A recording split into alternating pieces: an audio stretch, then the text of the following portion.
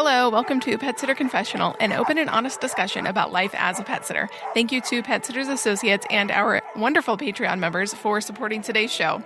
We always talk about Patreon members and how awesome they are, and they really are because they give a few dollars of their hard-earned company money every month, and we are very grateful for that. They help keep the podcast going, but there are a few other ways that you can help support. You can leave us a review on Apple Podcasts or Spotify, or you could tell a friend that has a pet sitting and dog walking business or wants to start one.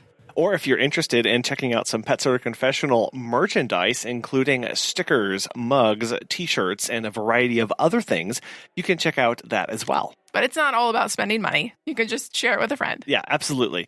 Yep. To learn more about all of those options, you can go to petsitterconfessional.com/support. We talk a lot about marketing, but what is your marketing strategy? Do you even have one? Is it good, or do you need to refine it a little bit more? Well, we spend a lot of time doing what we think is marketing, and it's important to step back and ask, what is our marketing getting us? What are we actually putting out there? Are we satisfied with the kind of clients that we're getting? Are we satisfied with the kind of business that we're running? And one of the aspects that we have to look at is the marketing style that we are implementing in our business. Because whatever we do has to be intentional, and we have to understand what we are doing so that we can be intentional and not wasting our time. We want to be as efficient as possible in our businesses. There are two types of marketing results, the boom and bust and the long-term growth. So they're known as, the first one is known as the short-term or transactional marketing. It's mostly known as the sales activation. So it's when you offer big sales and you're really flashy and it's for a short amount of time. The other one is the long-term or relational marketing. So you can probably guess what that is. It means you're building those relationships over a long time with clients. Think of it as the brand building side of it. And it's important to note that both of these are great at getting you clients. There's no right or wrong aspect to these. And you will use both of these over the years in your business during various times. But again, it's important to note and look at your marketing. And as we describe the short-term versus long-term, or the transactional versus relational, you should be thinking about what kind of content that you have been putting out there. And if you find yourself that you are leaning heavily into one of these over and against the other, and you are, importantly, and you are not happy with the kind of clients that you're getting or the kind of cycles that your business does or does not go through, it may be time to make an adjustment to your marketing style. Change your wording, change how you run sales, change how you run your ads to get at more long-term or short-term, whatever your goals you're trying to match up here. That's why when we look at our businesses and we set down those 1, 3, 5, 10, 15, 20-year-long goals, we have to set ways in order to get to them. And one of those is our marketing strategy. If we don't have a strategy, we're just going to kind of throw things at the wall and see if it's going to stick or not, and then look up and be unhappy with it. So if you are unhappy with the cycle that your business is in, if you feel like you can't get traction and you're not growing, pay attention to the differences between these, and then go scroll through your Facebook. Go look at your email newsletters. Go look at the flyers, the ads,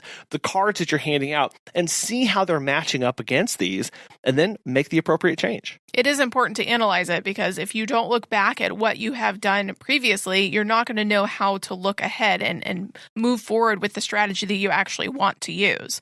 With the short-term marketing, it's often called the boom marketing because it focuses on the quick sales, the quick results, and the clients that are coming through your door fast and heavy.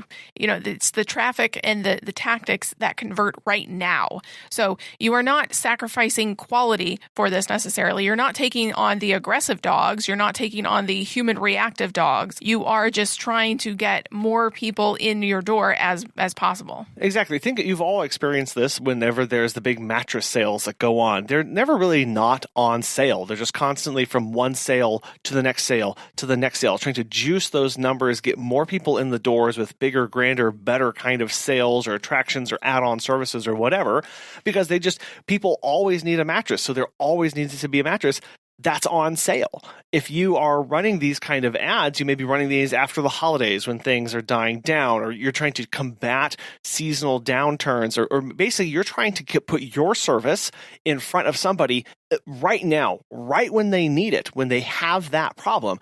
There's the back to school events where people put on sales for teachers and they get a discount. Well, Teachers need them right now during this week when they're going back to school. You don't run that ad at any other point during the year most of the time. It's, okay, going back to school, teachers going back to school, sale for teachers. And that's a great thing for dog walking companies to do too, because we are interested in teachers and they need their dogs walked during their school days. And so you can kind of see how this ebbs and flows with who you are targeting during specific times, and you can pop up a flash sale. Exactly. We're trying to drive short-term uplifts in our business revenue. And there's a lot of ways that you can do this. We've mentioned a few of them, but these promotional offers, these flash sales, maybe deep discounts for a particular group or subgroup of people, seasonal campaigns, or maybe you just put out really urgent calls to action that you're trying to get this immediate response from your potential clients, maybe an existing clients, to get them off of the fence and back into your company. If you say, oh no, this sale ends in 24 hours, that's a really effective way to get people to take action as quickly as possible. These short-term, these transactional marketing, these sales activation, the entire goal, the entire ethos about these is just to get as many people in to use your service quickly as possible and not necessarily retain them. Just making sure that you do this with integrity as well. If you say that the sale ends in 24 hours, make sure that it does indeed end in 24 hours and you don't keep extending it, because a lot of companies do that. And I personally think that's a little bit of a sleazy tactic of, oh, well, I now don't believe you when you say this thing because you weren't truthful with me when the sale was going on. And as we are talking about discounts here, making sure that you still know your worth, that you are charging appropriately, that you are not discounting too much to where you feel uncomfortable with it. And we're not necessarily saying that you need to discount in order to do this, but these are just possible techniques that businesses use in the sales activation kind of marketing. And it's important to note that while these strategies for marketing, they're going to provide that sudden boom in sales, they're not actually going to sustain that customer loyalty or engagement in the long term if this is what you only use. If these are the only tactics that you use to get clients in your door, there's going to be no brand loyalty. Or even if you just use this excessively, maybe that's not the only thing that you market at, but they rely heavily on this, you're going to get a lot of one-off clients in this aspect because they have no need to stay with you if they can just bounce from one thing to another. They're not convinced in using your company for your company's sake. They're just using you because you're hitting a price point for a timeline that they need at this time. It's really meant to drive metrics like conversion rates, immediate ROIs, and sales quotas. If you have these in your head of, I've got to hit numbers, I've got to hit new client acquisition rates, this is a tactic that you would use. But again, it's not like they're going to be sticking to your company. Well, and that's why this can go wrong if you don't use this appropriately. So if you use this short-term sales during the Thanksgiving and holiday period, that's probably not the best tactic for your company because you're going to be churning through clients who are not going to stick with you. And it's all about that client retention that we love, those repeat clients. And so if you say, I'm offering a $5 discount for the week of Thanksgiving only, obviously there's going to be a lot of people that jump on that, but it could be just because they want the discount and they're not going to stay with you. Something that's not here for the short term is Pet Sitters Associates. As pet care professionals, your clients trust you to care for their furry family members, and that's why Pet Sitters Associates is here to help. For over 20 years, they have provided thousands of members with quality pet care insurance. Because you work in the pet care industry, you can take your career to the next level with flexible coverage options, client connections, and complete freedom in running your business. Learn why Pet Sitters Associates is the perfect fit for you and get a free quote at petsitllc.com. You can get a discount when you join by clicking membership Pet Sitter Confessional and use the discount code Confessional when you go to checkout. Check out the benefits of membership and insurance once again at petsitllc.com. We just discussed the short-term transactional marketing. Now there is the long-term relational marketing. This approach builds the branding, builds the relationship with the client. It's long-term. You're not doing quick sales. It is about establishing your brand identity, your mission, vision, and values, your messaging that is constant and consistent over time. It fosters that know, like, and trust factor and that loyalty among consumers. You're building that memory of your potential clients. When they see your logo, they know, oh, this is them. When they hear this type of language or these phrases, they know, oh, I know that I can trust these people because I've heard this before. It's that consistency that really builds that trust. Yeah, you basically take that first slot in their memory bank whenever they have stored, because you are competing for people's time and attention and memory space, because there's so much going on. People are taking in a lot of things throughout their day. They're exposed to so many things that it's easy to forget. So how do we get lodged in that front aspect of the brain? And just as a quick example of this, go ahead and take some time, and I'm going to give you an industry, a little category, and you're going to list as many brands as you can for this category. Okay, and the category is toothpaste. Okay, how many brands can you list right now off the top of your head? And I think I have 3. 3. Okay, see, I got 2, and it's not even the 2 that we use. I just don't know the name of our other one. But if we did a poll of everybody, and I guess you can write this in, 95% of you probably have the first 1 or 2 toothpaste brands named, like Colgate and Crest. Guarantee it. It's somewhere in that first 1, 2, maybe 3. If your one that you use is not there. How do we get in this aspect? That's what this is talking about. This long-term getting stuck in people's brains when they think of pets, they think of Joe's pet sitting. Exactly. Like this, we're building that memory in their brain. And you can do this in a lot of different ways. It may involve content marketing, community engagement, customer service excellence, where people experience your company and how you operate. You may offer loyalty programs, storytelling. So the story brand framework is another great way to get connected with people. All of these are aimed at forming a strong emotional connection with the audience, and that's key. This is all about emotional priming. When what do they feel when they think of you? And that's why it's so important to have this stuff written down somewhere, whether it's on your computer or a notepad that you carry around, of what exactly your company stands for, your mission, vision, and values, where you are going, and your exact messaging, and ultimately your target avatar, who you are talking to. At the basis of all of this brass tacks is, who are you talking to? Who do you want to purchase your services from you? When you know all of that, you can be consistent in your messaging, and then you can build that trust over time, because people know when I hear this phrase, when I see these words, when I see this picture, I know, or these colors, I know that it's this brand and I like them. So I want to engage with their content. And it's important that you said over time, because unlike the short term, that transactional marketing, where you can pretty much run an ad in the morning and have many sales by that afternoon or that evening, where you're trying to get everybody in the door, this is a multi-month, multi-year gameplay, right? You're not going to lead to immediate sales spikes or conversions at all through this kind of marketing. And you're thinking in 6 months, 12-month chunks of messaging rates, trying to get these things out at a time. I know we focus on a lot of social media for our own pet business, but this is also email marketing as well, or even boots on the ground marketing, of going and talking with people, using the same language when you go to drop off flyers or go to vets' offices. We just had an episode recently about joining the Chamber of Commerce, and this is another strategy of building those relationships and using those same messaging when you go to the events. This tactic is going to help you build that strong, stable customer base with brand loyalty, where you're going to get more consistent, long-term streams of income from your clients. Instead of evaluating this in immediate ROI or conversion rates, you're looking at this as a measure of success if you get things like your customer lifetime value. How much money does this customer spend with you year after year after year? That's not something you can measure with short-term transactional marketing, or maybe just brand awareness levels. If you can put out surveys into your community, or maybe as you're going and talking to people, making mental notes of, when I go to introduce myself, do their eyes light up and they go, "Oh, I've heard of you. Oh, I've seen you. Oh, I see these things."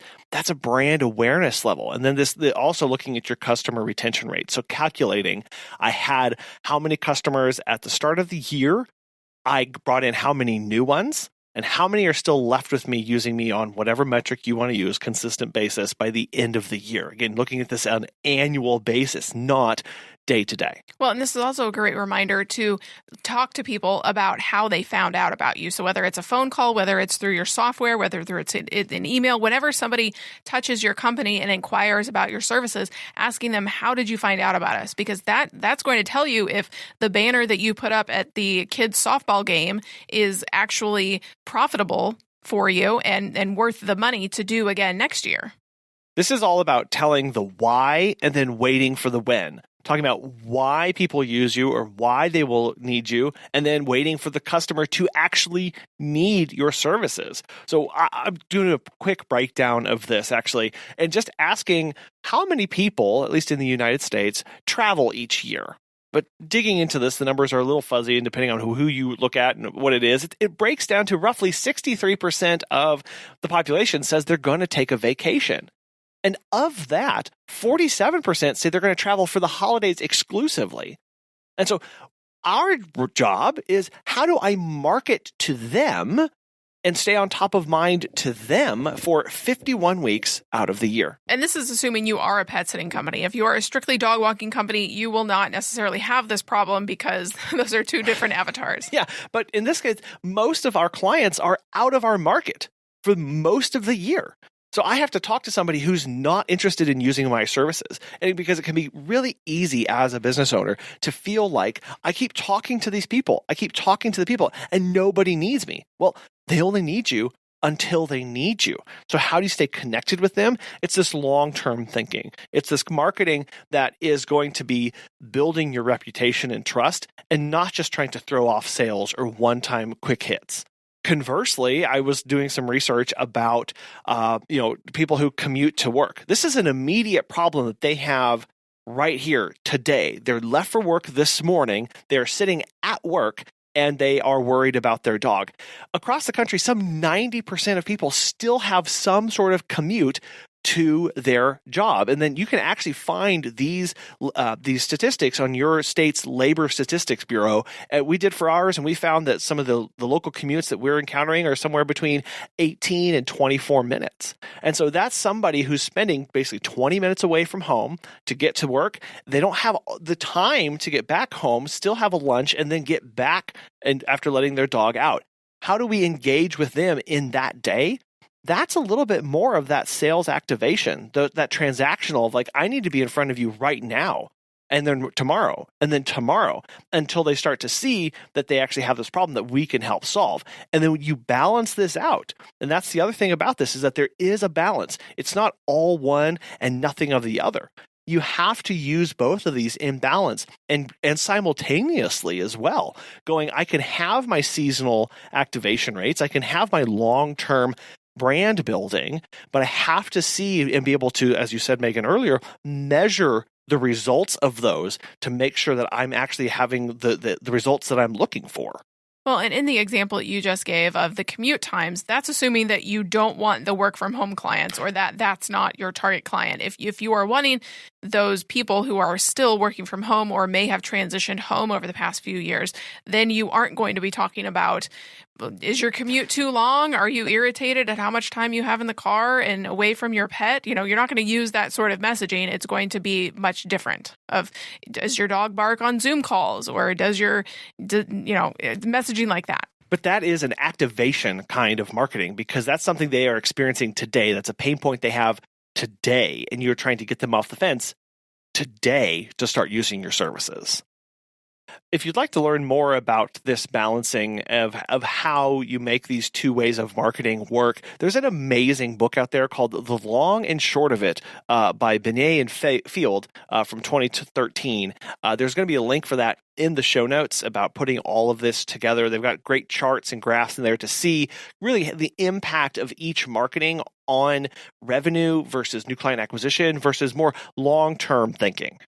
If you imagine your marketing as a big funnel or a big tornado, at the top, you're going to have the unawareness, the potential client that doesn't really know who you are, but you are using as many tactics as possible to try to target them. So that's not just social media, that's your website, that's your Google My Business, that's boots on the ground stuff of passing out flyers and business cards and going to networking events and meeting people on the street and all of these different things that you are trying to attract people into letting them know about who you are. And then you tell them who you are.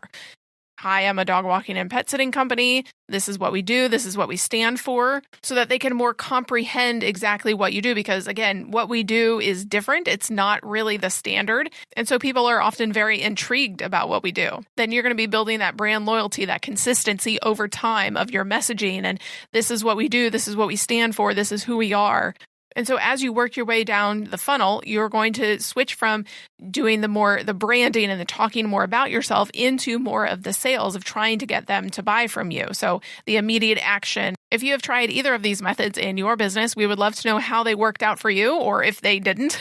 You can email us at feedback@PetSitterConfessional.com or look us up on Facebook and Instagram at PetSitterConfessional. Thank you for listening to this today. We hope you found value in it. If you did, please share it with a friend. Thank you also to Pet Sitters Associates and our wonderful Patreon members. Thank you, and we'll talk with you next time. Bye.